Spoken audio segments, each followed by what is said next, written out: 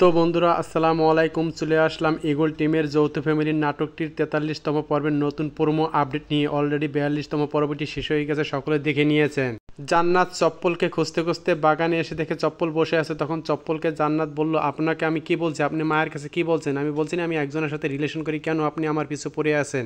রাস্তা দিয়ে হেঁটে সোহাগ যাচ্ছে, তখন হঠাৎ করে বাবর সাহেবের সাথে দেখা হলো। তখন বাবর সাহেব উঠে বললো, সোহাগ বাবাজি কেমন আছেন? তখন সোহাগ উঠে বললো, বেশি ভালো না কাকা, অটো থেকে পড়ে পায়ে ব্যথা পেয়েছে।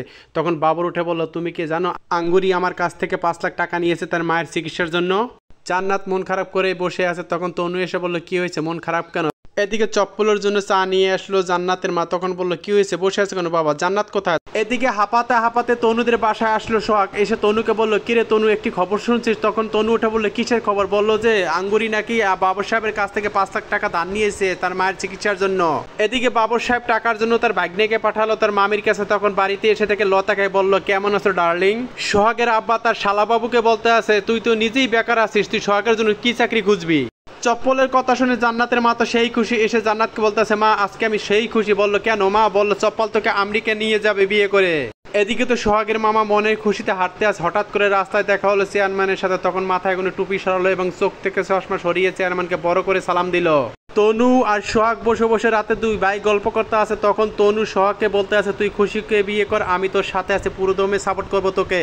তখনই সোহাগ উঠে তনুকে বলল, কেন তুই কি জান্নাতকে পছন্দ করিস? এদিকে হাঁপাতে হাঁপাতে আসলো জহির কাকা। এসে তনুকে আর সোহাগকে বললো, তোরা এখানে, তোদেরকে খুঁজতে খুঁজতে আমি হয়রান। বললো, কেন কাকা, কি হয়েছে, আবার কোথায় আকাম করেছেন? জহির কাকা বললো, না রে বাইস্তা। তখন আঙ্গুরির কথা বলাতে জহির কাকার কাছ থেকে সোহাগ আর তনু পালালো। তন্নি আসলো জান্নাতের ঘরে। এসে জান্নাতকে রাগাচ্ছে, বললে, তুই কি বলছিস আমার কথা? চপ্পল ভাইকে তোর ঝামেলা তুই সামলা, তুই আমাকে কেন ফাঁসাচ্ছিস? এদিকে সোহাগের মামা চেয়ারম্যানের কাছ থেকে কুপ্রস্তাব নিয়ে এসে তার বোনকে বলতে আছে যাতে তনুদেরকে ফাঁসানো যায়। খুশি অনেক রাতে ফোন করলো তনুকে এবং তনু খুশির ফোন পেয়ে মহা খুশি। দুজনে মনের আনন্দে কথা বলতেছে। হঠাৎ করে জানলার দিকে তাকিয়ে দেখে জান্নাত দাঁড়িয়ে দাঁড়িয়ে তাদের আলাপগুলো শুনতে আছে।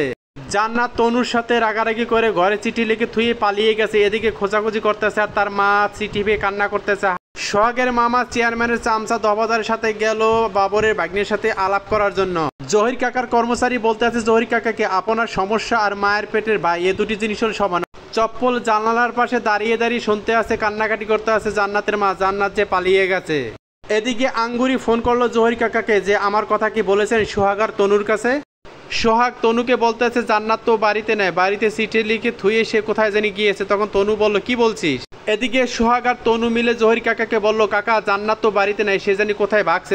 একথা শুনতে জহির কাকা অজ্ঞান হয়ে পড়ে। তো এখানে 43তম পর্বের প্রোমো আপডেটটি শেষ করে দিলাম। যদি ভিডিওটি ভালো লেগে থাকে তাহলে সকলে লাইক শেয়ার কমেন্ট করবেন এবং চ্যানেলটি সাবস্ক্রাইব করতে ভুলবেন না, যাতে নতুন নতুন নাটকের আপডেট আপনার কাছে সবার আগে পৌঁছায়। যৌথ ফ্যামিলির 44তম প্রোমো আপডেটটি দেখতে পাবেন 24শে সেপ্টেম্বর বিকাল 3টায়।